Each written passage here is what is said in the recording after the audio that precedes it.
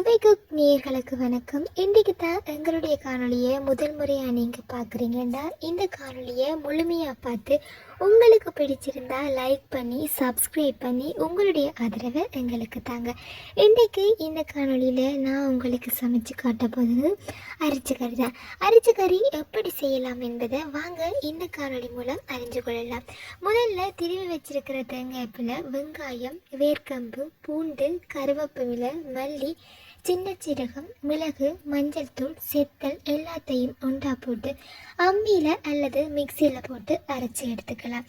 அதுக்கு பிறகு நீங்கள் வாங்கி வச்சிருக்கிற மீன் துண்டுகளை கழுவி எடுத்து அதை சமைக்கிற பாத்திரத்தில் போட்ட பிறகு தேவையான அளவு கருவேப்பிலை, வெங்காயம் எல்லாத்தையும் போட்ட பிறகு அரைச்ச அந்த கலவையை மீன் துண்டுகளில் வடிவாக கழுவி விடணும்.